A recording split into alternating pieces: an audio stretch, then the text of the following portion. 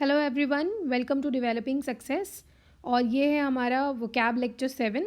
सो vocab lecture 7 में हम actually में 4 वर्ड्स करेंगे और फ्रेजल वर्ब्स की जगह आज हम 2 ईडियम्स एंड फ्रेजेस करेंगे और प्लस ग्रामर का रूल करेंगे। Okay, so let's begin with the lecture. Start करते हैं। सो आज का जो हमारा पहला वर्ड है वो है सैल्यूब्रियस। ये भी वर्ड मैंने द हिंदू से लिया है। सो जो भी वर्ड्स द हिंदू में रिपोर्ट होती है वो बहुत ज़्यादा चांसेस होती है सारे ही कॉम्पिटिटिव एग्जाम्स में पूछे जाने की। सो फर्स्ट वर्ड है सैल्यूब्रियस। सैल्यूब्रियस का मतलब होता है स्वाद या फिर हेल्दी। ठीक है, जैसे स्वास्थ्य अच्छा हो तो स्वस्वास्थ्यप्रद आप हिंदी में कह सकते हो। सो जो स्वस्थ है, जो हेल्दी है, बढ़ता हुआ है, वो उसको बोलते हैं सैल्यूब्रियस। सो इंग्लिश में हम इसकी मीनिंग्स बोल सकते हैं प्लेजेंट या हेल्दी या फ्लरिशिंग। फ्लरिशिंग मतलब बढ़ता हुआ, आगे बढ़ता हुआ। सो इसके सेंटेंस जो है वो देख सकते हैं आप। There were many salubrious eating joints in the city. So शहर में बहुत सारे हेल्दी खाने के जॉइंट्स मतलब खाने के रेस्टोरेंट्स या खाने के ठेले वो उपलब्ध थे। सो आप भी एक सेंटेंस सैल्यूब्रियस से ज़रूर बना के कमेंट सेक्शन में कमेंट करें। सेकंड जो वर्ड है आज का हमारा वो है लैंग्विश। सो लैंग्विश का मतलब होता है दुर्बल।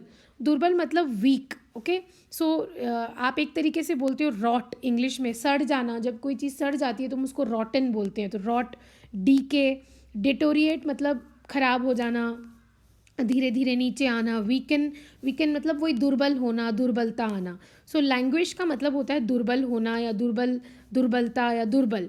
सो जिस तरह हम सेंटेंस ले रहे हैं, देखिए, the real estate industry continues to languish this year. मतलब कि रियल एस्टेट वाली जो इंडस्ट्री है वो इस साल नीचे आ रही है, डिटोरिएट हो रही है या दुर्बल हो रही है। ठीक है, आप भी एक सेंटेंस बना के इसमें कमेंट बॉक्स में लिखें। थर्ड वर्ड आज का जो है वो हमारा है डिस्क्रीट। डिस्क्रीट उसको बोलते हैं जो काफ़ी विचारशील हो। हिंदी में अगर हम बात करें तो विचारशील, केयरफुल हो, काफ़ी कॉशियस। कॉशियस मतलब हमेशा ध्यान उसका खुला रहे, भटका हुआ नहीं रहे, काफ़ी केयरफुल हो। प्रूडेंट, प्रूडेंट मतलब तुरंत एक्शन करे और उसकी आँख, नाक, कान हमेशा खुली रहे, केयरफुल। सो ऐसे आदमी को बोलते हैं डिस्क्रीट। जैसे my father told me to take discrete steps. तो मेरे पिताजी ने मुझे डिस्क्रीट स्टेप्स मतलब विचारशील, केयरफुल, कॉशियस स्टेप्स लेने के लिए कहा। आप भी इसे सेंटेंस ज़रूर बनाएं। जो लास्ट वर्ड है आज का हमारा सिनोनिम एंटोनिम में वो है फीबल। फीबल का मतलब होता है कमज़ोर। सो आप इसका सिनोनिम ले सकते हैं वीक या डेलिकेट। डेलिकेट मतलब जो चीज़ काफ़ी, फॉर जैसा एग्जांपल कांच के बर्तन होते हैं वो काफ़ी डेलिकेट होते हैं, वीक होते हैं। अगर हाथ से छूट जाएं तो वो टूटना उनका निश्चित है। इनफर्म, फर्म मतलब जो दृढ़ हो, जो स्ट्रांग हो। इनफर्म उसका ही ऑपोजिट है जब कोई वीक होता है। सो सेंटेंस हमने इससे बनाया है, the feeble leg of the chair. So chair का जो एक पहिया था, एक लेग था, broke when he sat on it, टूट गया जब उस पर वह आदमी बैठा था। सो फीबल था, वीक था, इसीलिए वो चेयर का लेग टूट गया। आप भी एक सेंटेंस ज़रूर बनाएं। तो आज के जो हमारे वर्ड्स थे वो थे फीबल जिसका मतलब होता है वीक, एक वर्ड था डिस्क्रीट जिसका मतलब होता है काफ़ी केयरफुल, कॉशियस, विचारशील होना, और तीसरा वर्ड है आज का हमारा लैंग्विश जिसका मतलब होता है दुर्बल, वीक, या फिर जिस तरह हमने ये वर्ड किया फीबल उसी तरह लैंग्वेज है। और सैल्यूब्रियस, सैल्यूब्रियस का मतलब होता है हेल्दी, आगे बढ़ते रहना। ठीक है, जो चीज़ें आगे बढ़ रही हैं, हेल्दी हैं, एक अच्छे पोजीशन पे है, उसको सैल्यूब्रियस हम कह सकते हैं।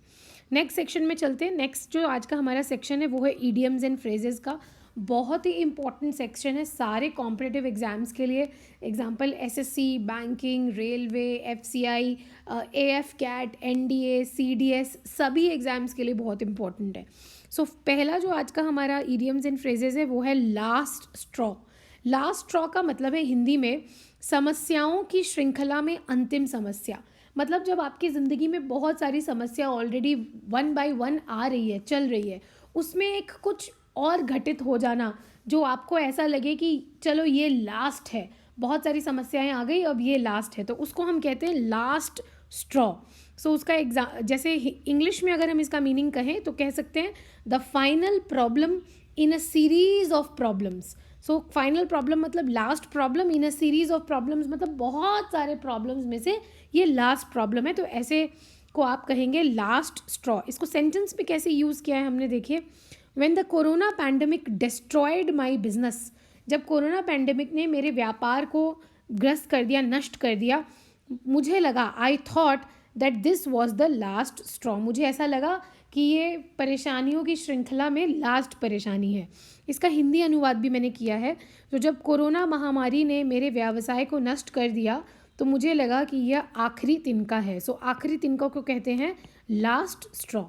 नेक्स्ट इडियम एंड फ्रेजेस पे चलते हैं। सेकंड वाला, सेकंड है टू कॉल अ स्पेड, मतलब भाषण में मुंहफट होना, जैसे को तैसा ही बताना, जो है वही बताना। ओके, बहुत लोग क्या करते हैं कि गलतियाँ खामियां नहीं बताते हैं, सिर्फ खूबियाँ बताते हैं, लेकिन एक ऐसा व्यक्ति जो गलती को गलती बताए और खूबी को खूबी, उसको कहते हैं to call a spade. English में अगर इसकी मीनिंग की बात करें तो to be frank, outspoken and blunt in speech, मतलब वो अपने भाषण में बिल्कुल सीधा है, ब्लंट है, आउटस्पोकन है। एग्जाम्पल में देखिए किस तरह यूज़ होता है इस ईडियम एंड फ्रेज का। Do not be misguided by his high and clothes, मतलब उसके हाई फाई कपड़ों से मिसगाइड न होना। Let us call a spade, he is a fraud. ठीक है, जो वो है जैसा उसको वैसा ही बुलाएं, वो एक फ्रॉड है। मैंने इसका हिंदी अनुवाद भी किया है। सो उसके उच्च अंत कपड़ों से गुमराह न हो, हमें एक कुदाल को कुदाल कहना चाहिए, वह एक धोखा है, he is a fraud. Okay, so आप भी ये दोनों इडियम एंड फ्रेज यूज़ करें और सेंटेंस मुझे कमेंट सेक्शन में ज़रूर लिखें। फर्स्ट था हमारा लास्ट स्ट्रॉ, समस्याओं की श्रृंखला में अंतिम समस्या, और टू कॉल अ स्पेड, भाषण में मुंहफट होना। आगे चलते हैं नेक्स्ट सेक्शन में, वो है हमारा ग्रामर रूल का सेक्शन। सो आज के ग्रामर रूल में हम एक बहुत इंपॉर्टेंट चीज़ समझेंगे, वो है बिसाइड वर्सेस बिसाइड्स। सो ये दोनों वर्ड्स किस तरह यूज़ होते हैं, काफ़ी बार लोगों को कन्फ्यूजन हो जाती है और वो एग्ज़ाम में गलत कर बैठते हैं। दोनों वर्ड का मीनिंग सेम नहीं है, और ना ही बिसाइड जो है वो सिंगुलर है बिसाइड्स का, ऐसा भी नहीं है, दोनों वर्ड के अलग मीनिंग होते हैं। सो अगर बिसाइड वर्ड है जिसमें एस नहीं लगा हो, उसका मतलब होता है कोई प्रेपोजिशन जो that means next to or at the side of. For example, आपके बगल में कोई बैठा है तो आप बोलोगे he is sitting beside me, so वो बगल में। नेक्स्ट टू मतलब पास में अगर कोई चीज़ है तो उसको हम बिसाइड कहते हैं। एग्जाम्पल देखिए, Rahul and Ronit sit beside each other, so दोनों एक दूसरे के पास बैठे हैं, बिसाइड। नेक्स्ट एग्जाम्पल देखिए, I keep my book beside my pillow at night, मैं अपने किताब को अपने तकिए के पास में रखता हूँ रात में। सो ये पास में, बगल में का मीनिंग होता है बिसाइड। नेक्स्ट मीनिंग देखिए, next sentence, will you sit beside me in the class, क्या आप मेरे पास क्लास में बैठेंगे, या क्या आप मेरे बगल में क्लास में बैठेंगे। सो ये हो गया बिसाइड का मीनिंग। आगे चलते हैं कि बिसाइड्स का मीनिंग क्या है जब एस जुड़ जाए। सो एस जुड़ने का मतलब होता है इन एडिशन।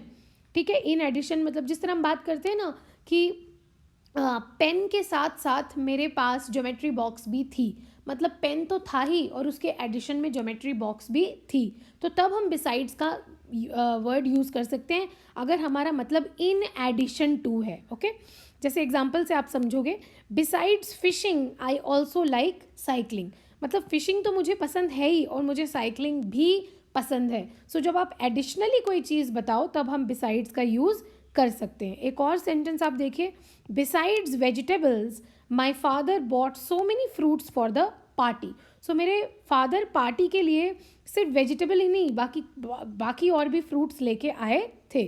सो बिसाइड्स, सो एक जो वर्ड है हमारा बिसाइड, उसका मतलब होता है पास में, ठीक है, या by the side, by the side मतलब बगल में। और दूसरा जो वर्ड है हमारा वो है बिसाइड्स। सो बिसाइड्स हम कब यूज़ करते हैं, जब हमें इन एडिशन कुछ बताना हो, इन एडिशन टू, इस तरीके का मीनिंग हमारा निकल के आए, इन एडिशन टू, तभी हम इसको यूज़ करेंगे। सो आज के लेक्चर में इतना ही। काफ़ी चीज़ें सीखने को मिल रही हैं आपको एक लेक्चर में, तो सारे लेक्चर्स आप ध्यान से देखो, इनके नोट्स बनाओ, इनकी प्रैक्टिस करो। And I am very sure, मैं बहुत श्योर हूँ कि आपको एग्ज़ाम में कॉमन क्वेश्चन ज़रूर मिलेगा. Thank you and